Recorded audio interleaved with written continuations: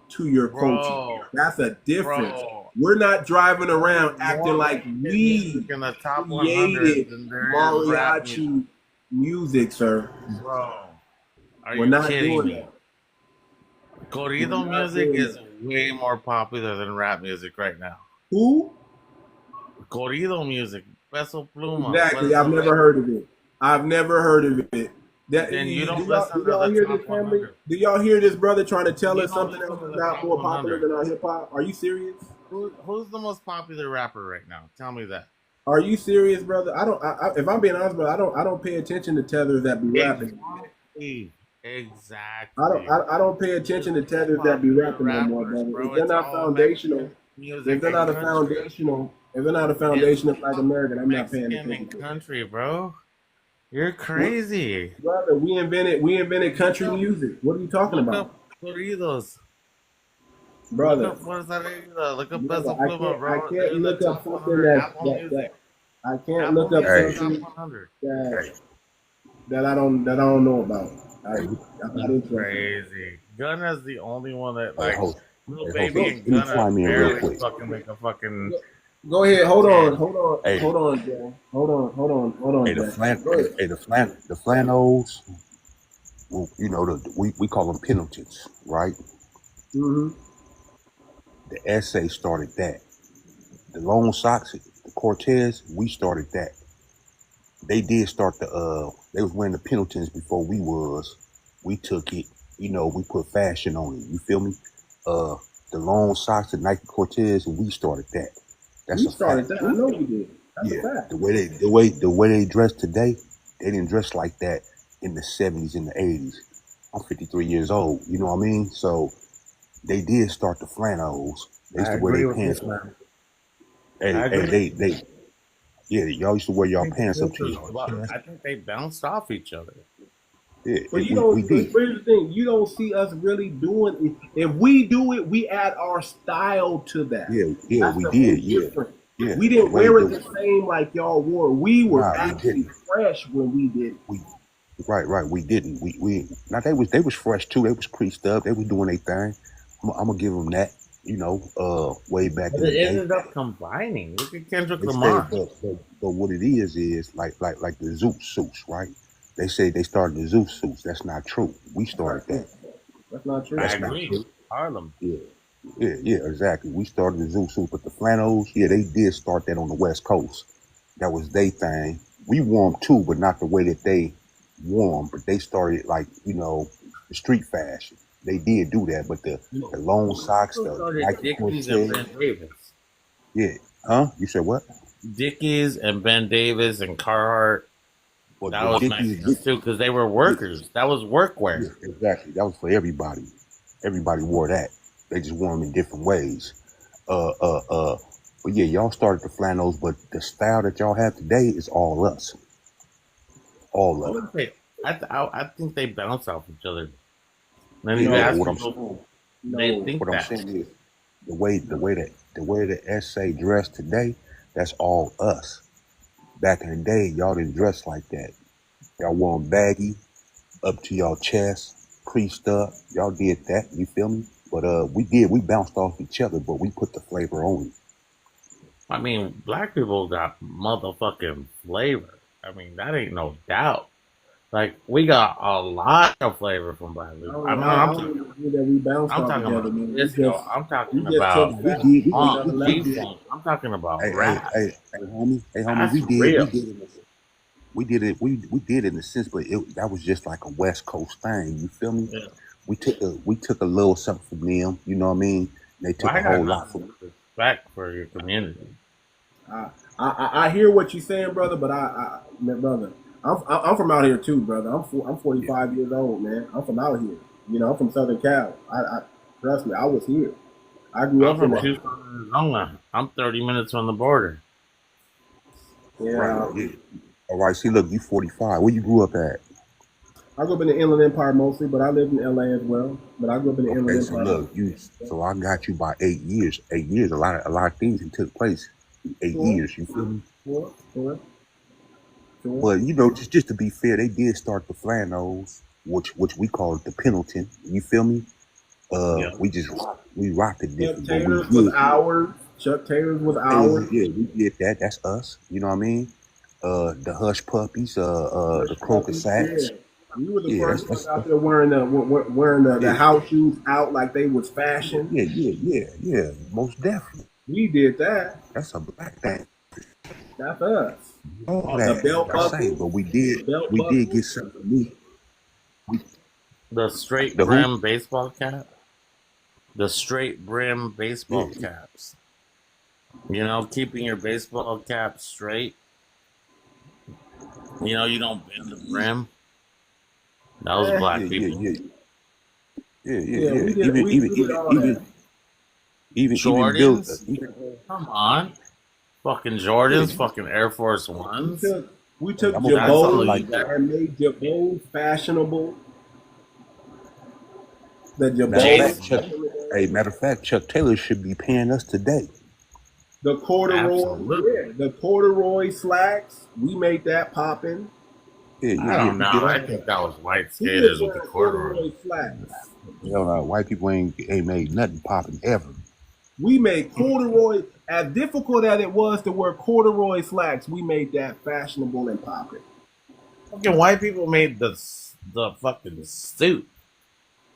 You gotta give them credit for that. They didn't. I'm gonna tell you. The suit and I'm tie. gonna show you. Actually, I'm gonna show you they what they didn't. did, though. Actually, they didn't. Hold on. Y'all want to give props to I'm the suit listening. tied to the white? No, actually, they didn't. Listening. They didn't even know how to dress before a Moor came over there and showed them how to dress. It was actually another. Now he's not foundational Black American, but he was a Black European that showed the Europeans how to dress. He gets credit for the shirt, Yeah. the tie, the tuxedo, the boat. That's actually us once again. Not us, not foundational, You gotta but show receipts. melanated. We'll say melanated. You gotta show receipts. I can't remember the name, but you can Google it. I can't remember the name. I can't All remember right. the name. But you can I'll take it Google with a grain of salt. Yeah, take it with a grain. I'm cool with that. But you can Google. I'm not making it up. You're right. I don't have the scholarship to back it up right now. But yeah, it was a Moor who showed the Europeans how to dress. Who do you think gave y'all deodorant? Because y'all was just putting perfume over everything. That's another Black. Y'all wasn't wearing deodorant. Matter The of fact, Europeans weren't wearing no deodorant. the Europeans. That's a the weird Europeans. flex. No. This is a fact. The Europeans used to stink so bad, even the princes and they kings always, because they didn't bathe. They didn't know nothing about bathing. They didn't know They about stink bathing. so Who was bad. talking about a bathe? It was We either did. you got to give two people who taught y'all. The Asians taught y'all how to bathe, and the Africans taught y'all how to bathe. That's facts. That ain't shit. You know, people that used to wash their hands till like the 1900s, No, the no early people didn't wash 1900s. No, white folks didn't wash their hands to the 1900s. Mm. Everybody else always did. So they ate. That's a fact. I don't know about that, man. Bro, you got to go back and study history. When the Moors I don't came, think there was very many African sinks with soap dispensers. man, listen, Africans bought They start washing their hands to the 1900s. Who do you think invented the soap? Yeah. If y'all wasn't bathing, who do you think invented the soap? Hey, today they still ain't using wash rags. And they still ain't using wash to this rags. day, They washing even to their this day, behinds with soap. hey, even to this day, they hate to take baths. That's a fact. Man, listen. Did y'all hear about that YT girl that went to college and she said she didn't know how to bathe until the sisters got to her and showed her how to bathe? Hey, it's a lot of them who say That that to this day. That was white people. Hey, White people doing something in Babylon. Hey, it's a lot of them. It's a lot of them who say that today. They don't know about no wash rag. They're like, you use a washcloth and then you want to share somebody's damn soap with me? No, I don't want to share your soap, ma'am, sir. No. I brought my own. I'll go to the store and get me some Zest. I'll do something. I'll get me some turmeric soap before I You gotta remember when the Moors found the They Europeans. start washing their hands to the 1900s. Damn. And still really don't do it today. Come on. They just stick their hands in your food and ain't wash shit. You know what I mean? Just craziness. You feel me? Because they really still uncivilized to this very day. Are you talking about humans? I'm talking about Europeans. Oh, you're crazy. Man, that's a fact. Oh, that's the new thing I found out too. They don't brush their tongue.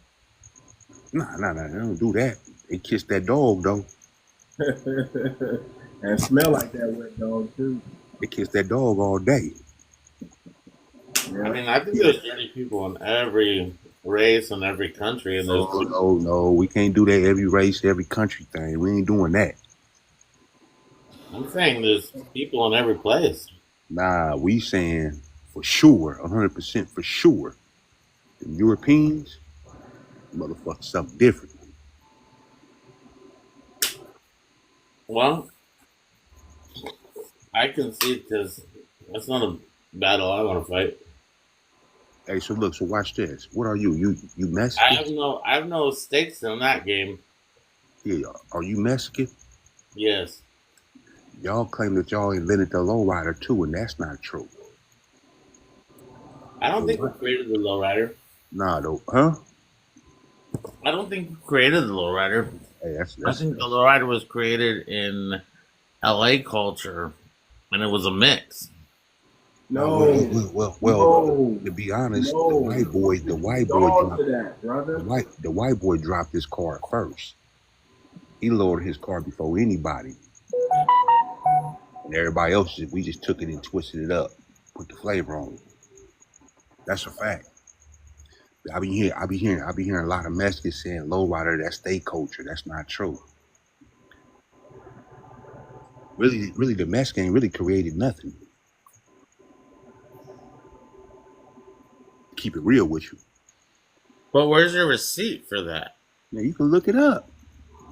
Well, you look it up and show me. You're the one declaring it. I'm telling you. Where did you get that information from? Off TV, like and you get how is it correct? Okay, did y'all see that thing? Did y'all see that? You have to prove it if you're saying it.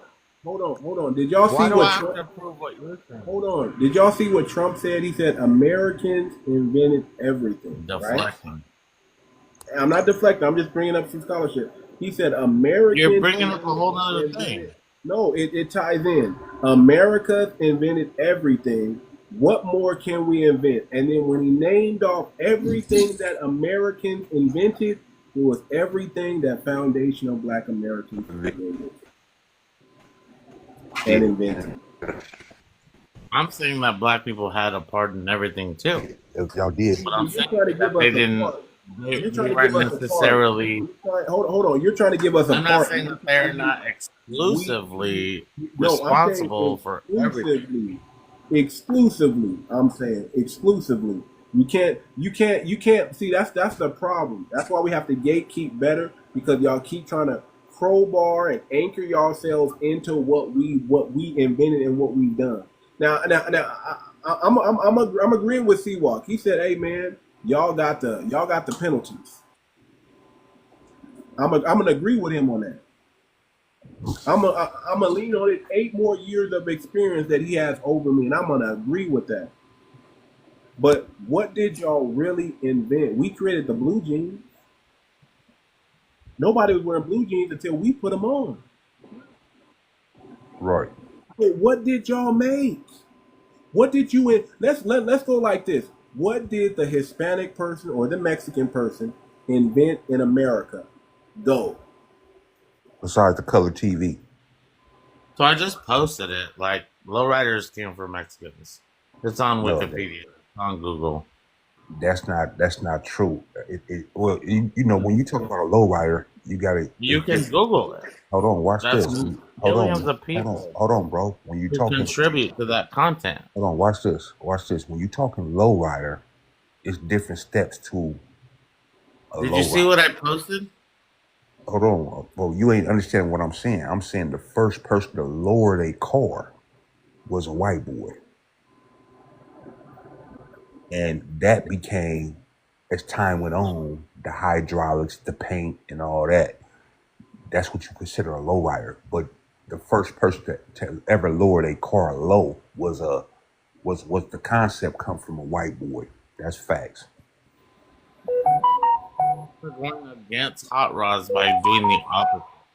Just like the hot rod, they invented the hot rod. You know what I Don't mean? stop saying black people invented lowriders. Like, get the fuck out of here. You're bullshitting. I Just never brought said you that. fucking receipts, my boy. I never said And I that. love black people. I'm all down with your fucking shit. Hey, host, did you ever hear me say that we invented lowriders? I never You said didn't that. invent fucking lowriders. So get the fuck out of here with the lowrider shit. I'm saying that, but I didn't hear you say that. No.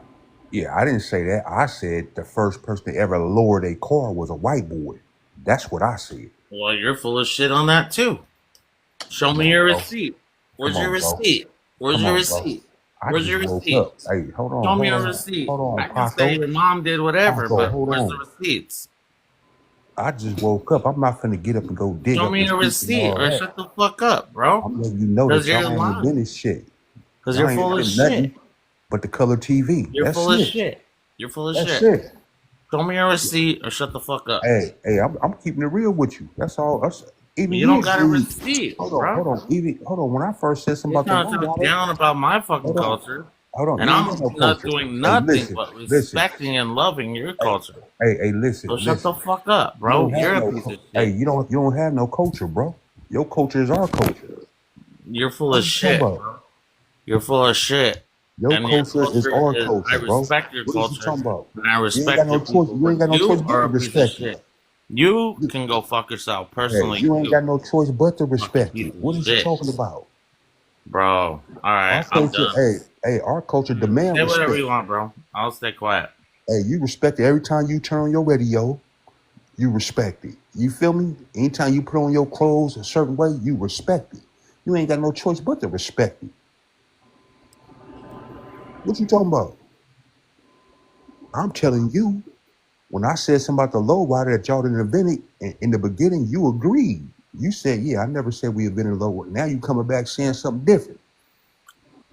You trying to make some stupid shit sound smart, and it don't work like that, bro. I'm saying the people that see here's what you have against OJ. Here's what you have against you, brother. Is the people that were a part of that culture are still alive today, and they will tell you a different story than what you're talking about. Right. That's the problem. The people are still alive today that started that culture, and they will tell you how it started. And it wasn't started by no Hispanic. I don't care what Google says, Wikipedia says. Yeah, that should be bullshit. Listen, I'm 43 years old, bro. Sometimes they got the right scholarship, but we know exactly what goes on, man. They be whitewashing that thing, man. If we go invention for invention, you can't stand up because we've invented everything in this country. Can you deny that? Yeah. Okay, prove it. What have what other than the color TV? What have you invented? Other than the color TV? Other than the color TV, that's it. And birth control. Oh, and he's helping you out. You go Google it. Go Google it. We gonna find out. Aren't those things important themselves? Huh? You're talking about birth control and color TV? Yeah. What and else? I'm not trying to compete, bro. No, I got respect for the black community. I got respect for you. Motherfuckers don't have no decency. You motherfuckers don't know how to let nobody talk. You don't like your mother didn't teach you. You're wrong. Your mother didn't teach you how to let a man talk. You're right. I let you talk, fucker. Let me talk. Shut the fuck up for a minute. Can your bitch ass shut the fuck up for a minute? Right. You can't listen. Hold on. Wait. You can't call nobody. You can't call. The moment you start using that, you sound like a sassy individual right now, brother. Don't infuse your lifestyle on me. That ain't got nothing to do with me, sir. I'm all masculine, all man over here. So you can't use that terminology toward me. You acting real sassy, brother. You need to calm down. Then fucking let me talk, motherfucker. No, brother, you're wrong. You're wrong. Admit that you're wrong. Shut your fucking mouth. Quit talking over me, bitch. Now, see, now I gotta drop you, brother. Because I don't got time. I don't got time for sassy LGBTQ dudes in my life, brother. moist Hispanics. You know, we know about. Hey, listen, the thing is out about y'all uncles and your fathers out there, brother. That y'all be on the down low. Y'all be loving. Y'all be keeping that loving in the family with the cousins and the uncles. Oh, most definitely. We already know what's going They on. stay, they stay touching on them daughters and nieces up there. Family, come on, man. Y'all mad when y'all sons become LGBTQ, but y'all LGBTQ down low. You know, for the homies. You know, y'all bring that pin life to the out life. Yeah, you know that is but yeah, They got a hierarchy that starts from the pen that goes all the way to the streets. Right. And they practice that thing, and they try to keep it on the down low, but it's coming out. The daughters are speaking out. Hey, they coming for the future. Yeah, hey, for the future. Yeah, let them have that flannel. Let them have that, but everything else.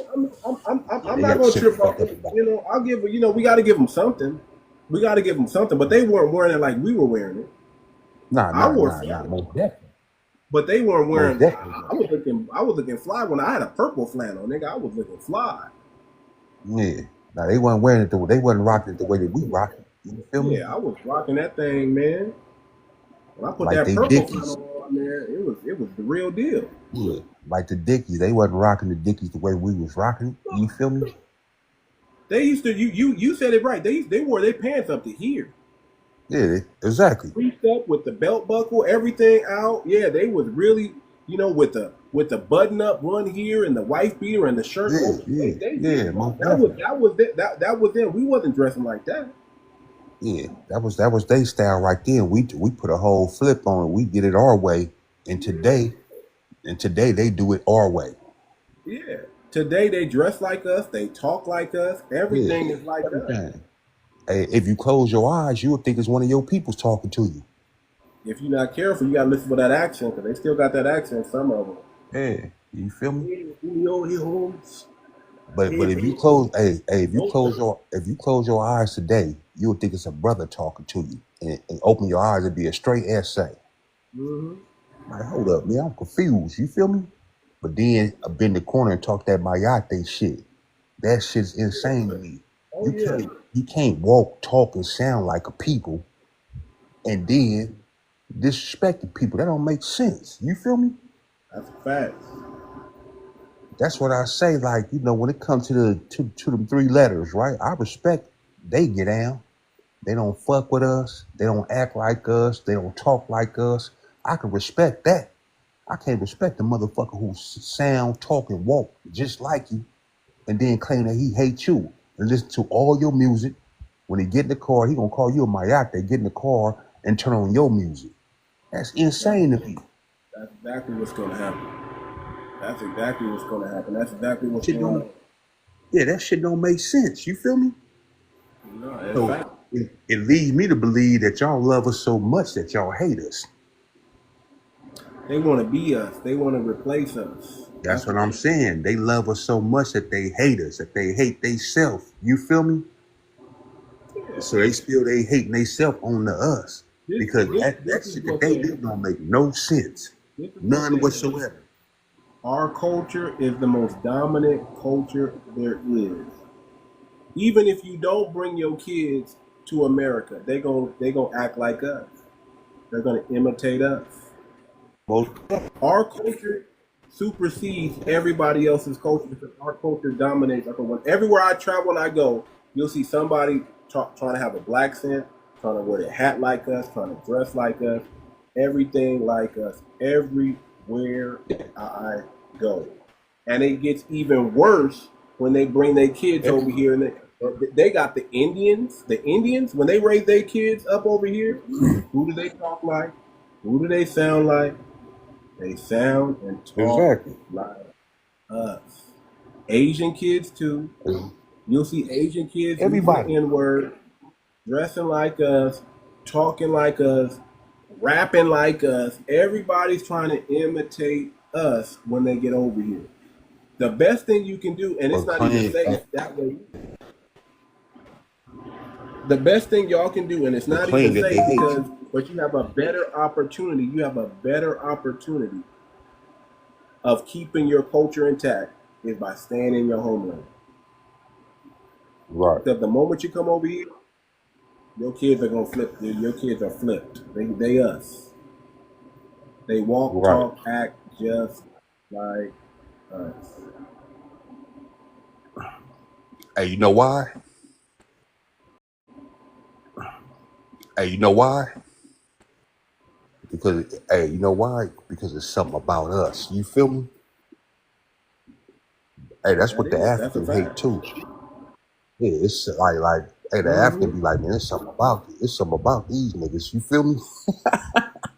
Yeah. It's something about I these mean, Negroes listen, from man. the We have a certain energy that's infectious. damn. We're tapped in at a different frequency than everybody else. That's just what it On my is. mama. That's just And what it that's is. what it is. Hey, listen, family. I need y'all to, especially if you're foundational Black American, y'all go to FBAcoin.org. Do your due diligence. We're building our ecosystem. We're actually really in the final stages of the coin. We're testing it out as we speak right now. We're in the really, literally the final stages, and everything is good so far. Green check marks.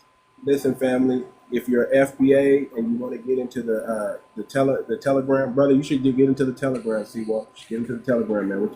We chopping up some real game over there. There's a lot of things we can talk about that we can't talk about on TikTok. Get some information about the FBA ecosystem that we're building. We're trying to build an economy, an ecosystem that's not tied into the system that we're already in. The system that we're in is rigged. It's not designed for us to win. It's not designed for us to be at the bottom. But if we build our own FBA ecosystem, mess with each other, part of being part of the ecosystem is simple. As simple as this. Foundational American coined this. I didn't coin it, but I follow it. FBA, you need 85% of your money should be spent with your people. And when I say your people, I'm talking about FBA only. I'm not talking about the Caribbean. I'm not talking about the African. They're part of the 15%. 85% of your money, disposable income, needs to be spent with your community. And 15%, if you want some oxtails, you want some tacos, you wanna buy, I don't know, you wanna support whatever music that the brother was talking about that we don't know nothing about, but he said it's bigger than hip hop. If you want to spend your money and support that bullshit, you can do that off the 15%. But 85% of your money needs to stay in the Black community. We're trying to build a new Black Wall Street 2.0. We're going to be onboarding a lot of Black FBA, so you know they're lineage approved businesses, and making sure the family has access to them, so y'all can spend your money and support the ecosystem that way. And what would be phenomenal is if you use the FBA coin to pay for all of that. We have our own currency, family. It's called the FBA coin. It'll be out in weeks. Weeks. That's how soon it's going to be out. Right. Weeks. Yeah, I'm gonna tap. Join the Telegram. Yeah, I'm gonna tap in with that. Yeah, tap in, man. Hit I'm me gonna in the tap in back. with that. Hit me in the back channel. Let me know you're interested. I'll send you the Telegram to get into the FBA coin, man. And brother, you got some game, man. Chop it up, man. And just so you know, I don't know if you know who Big Rob is, King MC. I had the West Coast pioneer of rap on my channel. I interviewed him. He's a good buddy of mine. His name is King MC. He was the first person to make $1 million on the West Coast rapping. His name is King MC. We call him Big Rob. He put out the first rap album on the West Coast in 1981. He wrote a song that blew up international. It was called "What Have You Done for Me Lately." If y'all know that's Janet Jackson's song, right? When he did a rebuttal to that, "What have you done for me lately? What have you done for me, baby?" And that blew up overseas. Okay, one of his neighbors right now is PM Don. I'm gonna bring him back on the channel because he wants to share the story. He wants to really go into detail of how West Coast hip hop really started. He grew up around Snoop. He wrote the song "California Love." That beat from Beverly Hills Cop. Dun, dun, dun, dun, dun, dun, dun, dun. He wrote that beat.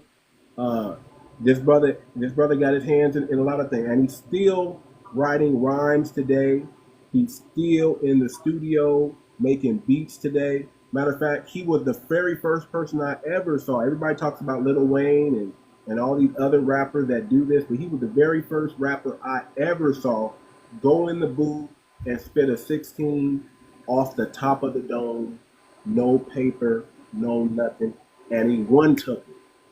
Everything was on. All I did was give him a topic, and the brother spit a 16 bars. Matter of fact, he did 2 verses on one of my tracks. He did 2 16s, and he spit them off the dome. Didn't write anything down. I saw him mumbling for a minute, and then he went in that booth and destroyed it. 16 bars. One took it. Right. Yeah, man. I'm gonna tap in with you.